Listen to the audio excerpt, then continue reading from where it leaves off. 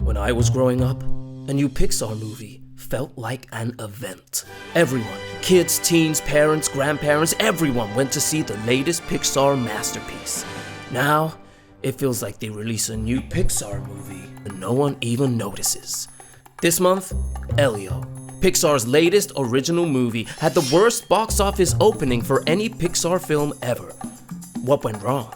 Was it just one bad apple? Or is this just the latest clue that something's rotten in the Pixar pipeline?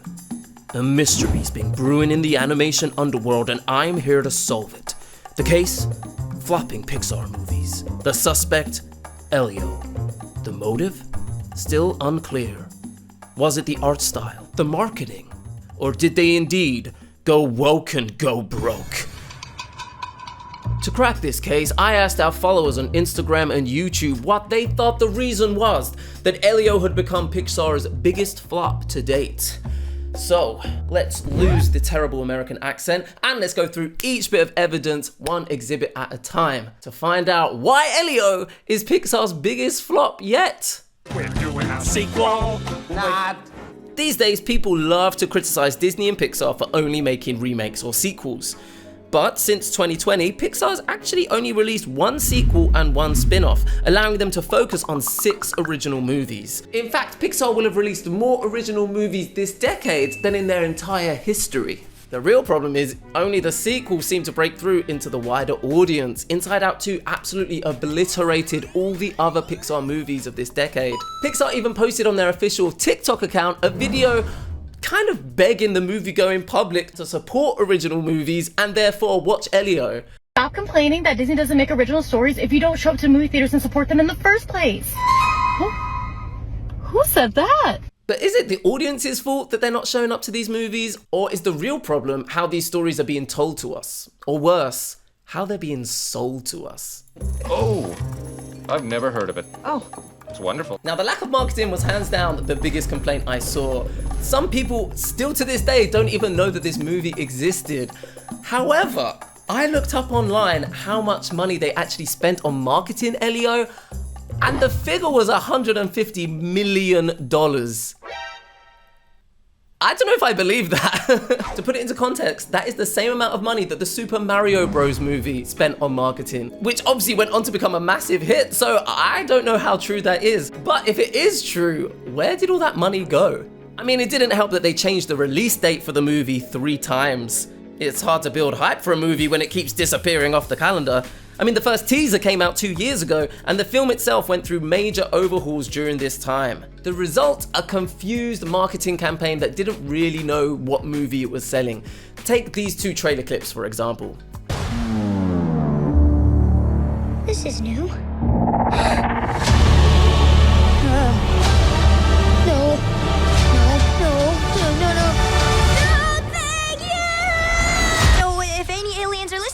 Come and get me. Okay, bye. I love you.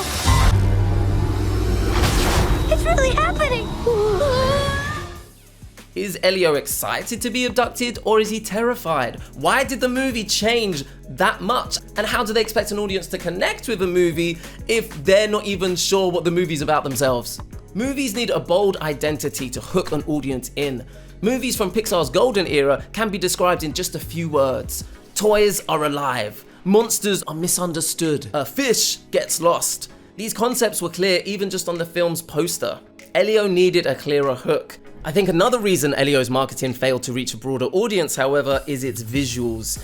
Let's be honest, it looks like it's for young kids.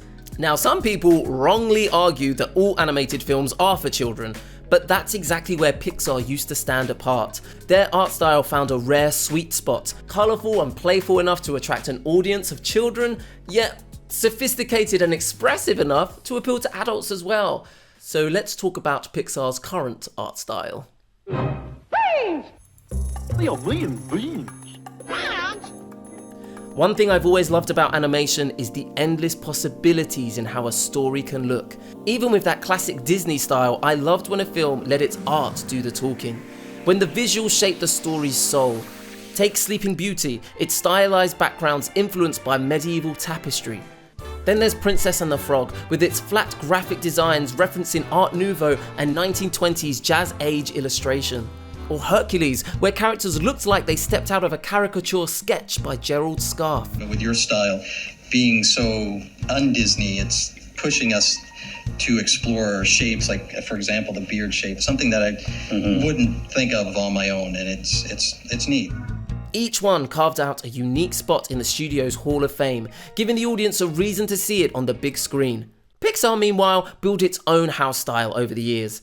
Characters that, for the most part, all looked like they could live in the same neighborhood.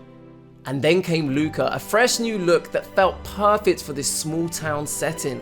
It felt unique, it felt exciting. I felt like Pixar was really experimenting with its art styles. But then as the dust settled on that movie, it became clear that this was not an exciting new art style, unique for each story. This was just a corporate rebrand. This was just a new face for every single Pixar movie to have from now on.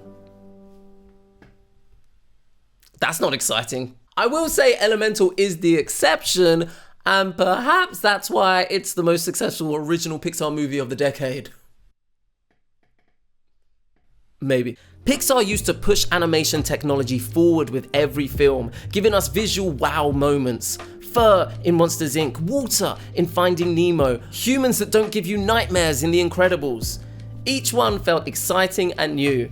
Now, Pixar's newer films all share the same soft, bouncy, simplified art style, sometimes nicknamed the bean mouth art style, because their mouths are shaped like beans. Also known as the Cal Art Style, which is short for the California Institute of Arts, which is one of the biggest and one of the most well-known art schools in the world, where a lot of these animators trained, which coincidentally was founded in 1961 by Walt Disney himself. Now, one of the most common complaints about this bean mouth or Cal Arts art style is that it's constantly being compared to 2D television animation, which is famously made for a lot cheaper than feature-length animation. Now, that's not to say we can't still have great visual moments with this art style. I think a movie like Turning Red really makes the most of it. However, if a movie's art style is going to remind audiences of TV animation, why are they going to fork out and pay twice to see it in the cinema when they can just wait to watch it for free on Disney+. Now, I've heard rumors that the reason for this new art style is not for creative or artistic reasons at all, but because it's cheaper and easier to animate, which kind of ruins the idea that Pixar are the kings of CG animation. Compare that to other animation studios who are currently taking bold visual risks. I'm talking Spider-Verse, The Mitchells vs. the Machines, Nimona, Teenage Mutant Ninja Turtles. Pixar used to push the boundaries of what could be achieved in animation. Now it seems they're just plodding along to keep Disney shareholders and accountants happy. A Pixar movie used to feel accessible for all ages. Sure, parents will be taking their kids, but that's because they also wanted to watch the movie themselves. It was socially acceptable for adults to go on a date night to see WALL-E because they felt included. This was art. I do find that this current art style has a lot of charm to it, and having trending styles in animation is literally nothing new. But your average adult will assume it's for young kids. For example, one of the storylines in Pixar's criminally underrated Win or Lose is about a recently single teacher who is trying to navigate dating apps. I thought it was told really beautifully, but the majority of adults will never know this and will never be able to relate to it because they'll never watch it in the first place, because they'll look at this art style and assume it's not for them. I think even 10-year-olds may see this art style and assume they are too old for it. So if this art style is turning away older kids and adults, who is Elio meant to be for? Sci-fi fans? Oh, no. I never let anybody read my science fiction stories. The following movies all have something in common. Titan AE, Treasure Planet, Mars Needs Mums, Planet 51, Strange World, Lightyear, Atlantis, Astro Boy, Space Chimps, Meet the Robinsons, The Iron Giant. All animated sci-fi movies, all wildly underperformed at the box office. I absolutely adore some of these movies, but the combination of sci-fi and animation clearly doesn't resonate with the general public like it did with me. I think WALL-E and Lilo and Stitch being some of the only exceptions I can think of. Maybe it's the weight of all the world building that sci-fi movies have to do. So much time is spent crafting cool sets and intricate explanations of the plot. The heart of the story ends up getting lost. The memorable characters, sacrificed at the altar of spectacle. So knowing the history of animated sci-fi movies, I was so surprised that Pixar were taking a gamble with their own one. Surely this time the characters would take center stage. Surely this time the story wouldn't just get lost in the stars. You would think, wouldn't you? Chaos blast. Chaos control. In researching this video, this has to be the most interesting thing I found. Earlier I mentioned that Elio was delayed by over a year.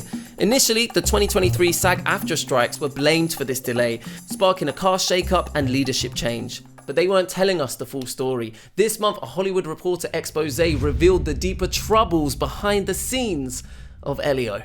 Elio started as a deeply personal story by Coco co-director Adrian Molina. His original version of Elio featured a quirky, creative, queer-coded kid who didn't fit in, reflecting Molina's own identity as an openly gay filmmaker. But this wasn't a coming-out story. Elio was only 11 years old after all. He would collect trash from the beach and turn it into clothes, and in one scene was nicknamed his Trashin' Show, where he proudly models his creations to a hermit crab. But after an early screening, Pixar executives wanted major changes. Molina, apparently upset over the proposed changes to his character, left the project. Two new directors were brought on to rework the entire story. Gone were Elio's passion for environmentalism and fashion, and in its place, we got a toned-down, generic version of Elio. He still wears a cape decorated with discarded cutlery and soda can tabs, although it's now never explained in the movie. I've seen people online celebrate the fact that these character traits were stripped from Elio, but also berate Pixar for even developing a queer-coded 11-year-old to begin with. On the other hand, however, a Pixar employee was quoted as saying, "Elio was just so cute and so much fun and had so much personality, and now he feels much more generic to me." With another Pixar employee adding, "Suddenly you remove this big key piece which is all about identity, and Elio just becomes about totally nothing." Here's my take. In today's current political climate, people see that Disney or Pixar have made a queer-coded kid and they run for the hills and grab their pitchforks. But to be honest with you, I feel like this just comes down to a lack of media literacy.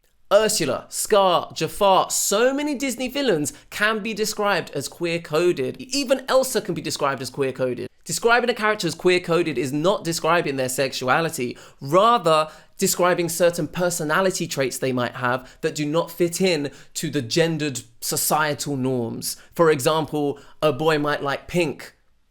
That does not make him gay, he just likes the colored pink. However, we've been brainwashed by society to think if a boy likes pink, that must mean he fancies boys. Maybe the world has a little bit more nuance than that. Open your eyes, people. But Elio is a child, I hear you say. How can they make a child gay? Believe it or not, gay adults were once kids. Therefore, saying someone is a gay child just means they're gonna grow up to be gay. A gay adult was once a child. If we believe that you are born gay, the child is gay. He may not be acting on any sexual preferences. He probably doesn't even know any sexual preferences, but he is still a gay child. In the same way as a straight adult was once a straight child, even if he hasn't experienced any romantic feelings yet. The original director of Elio even came out to say this was not a coming out story at all, which says to me, he was not sexualizing this character at all. So just by saying it's a gay child does not mean they're sexualizing the child. One potential red flag could be that apparently in this original version, there were scenes where there were posters in his room that hinted at boy crushes. Now, without seeing exactly what these posters looked like, I don't know if that was just interpreted by someone that way, or if there were literal posters of boys with love hearts drawn around them. Either way, the question I would ask is if he had pictures of girls on his wall, would this be viewed in the same way? Would this be viewed as sexualizing children? I've seen countless kids media where a boy has a crush on a girl, but this isn't deemed as sexualizing kids. So is it only inappropriate if it's two characters of the same sex? Even if it's purely innocent? The rest of Elio's original character description just sounds like a fun, interesting, memorable character to me. Far more interesting than the cute, if rather generic kid we ended up with. To be 100% honest with you, I struggle to understand why certain people let something like this ruin their day. When researching this early development of Elio, I saw people calling it woke propaganda, that the LGBT agenda at Disney is trying to groom our kids. Let me just say this. As a, at one point, reluctant member of the Alphabet Mafia, I grew up on nothing but straight couples.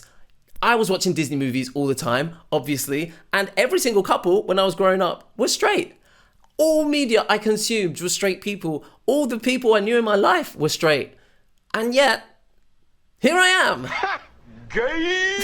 Why are you gay? A diet of nothing but straight people did not make me straight. So why do we think one or two gay characters in kids' movies are gonna turn the kids gay? It doesn't work that way. What are you talking about? So please, I implore you, don't let something like this ruin your day. They have got to you. They are making you angry for no reason. It's not gonna hurt anyone. It's not that deep. I promise you. But that's just my perspective. Let me know if you've got a different perspective in the comments. But that being said, this was not even a coming out story. There was not going to be anything sexualized about this character. It wasn't going to be any same-sex attraction. All it was his characteristics, his personality traits did not fit the gendered societal norms. AKA, it was an original, interesting character. But the corporate side of Disney got scared and they dimmed his shine. I mean, let me know in the comments if you think I've got all of this a little bit twisted in my head, because I really struggle to understand why people let something like this get them so angry. That all being said, the movie still bombed, and there's no woke agenda to pin it on. If those queer-coded elements had stayed in, you can bet they would have been blamed for the failure of Elio, just like Lightyear was condemned for a 1-second same-sex kiss, a kiss so brief that I missed it on my first watch. Lightyear is just under 2 hours long, but that 1-second kiss, which I didn't even notice the first time I watched it, yep, that's why the whole movie flopped, absolutely. But there must be a verdict first. Sentence first, verdict afterwards. So, what is the verdict? It's still early days for Elio. If we look back at that chart opening weekend box offices, Toy Story and to a lesser extent Elemental both went on to become successes. And the same could be true for Elio. That being said, it came out about a month ago and most cinemas where I live have stopped showing it altogether. Pixar movies used to be an event. They used to be for everyone, but something changed along the way. The narrative has become that audiences don't care about new IP, but perhaps if Pixar gave us something to care about, we would. I saw this post on X recently saying that the main shift in Pixar movies over the last 30 years is from stories about being a parent to stories about being parented. Many of their movies are now made about kids for kids. That shift might be alienating older audiences and limiting the potential for these movies to break through into a wider audience. So after all this investigating, it seems to be that in Elio's case, the movie lost its voice, the marketing lost its message, and Pixar has kind of lost its confidence. That being said, there is hope. Yes, there are a bunch of sequels on their way, which I'm sure will make lots of money, but the upcoming Hoppers movie looks like a return to form stylistically for Pixar. Pixar have also just announced Gatto, a movie about a jazz-loving black cat in Italy, and it will be using a blend of 2D and 3D animation. Maybe Pixar's ready to get bold again. If you like this video, make sure to hit like, check out some of our other videos, and let us know in the comments, why do you think Elio flopped? And all opinions are welcome, of course. That's what makes life interesting. Even if you straight up disagree with me, just keep it respectful in the comments. Listen to each other, learn from each other, and have a beautiful day. Toodles!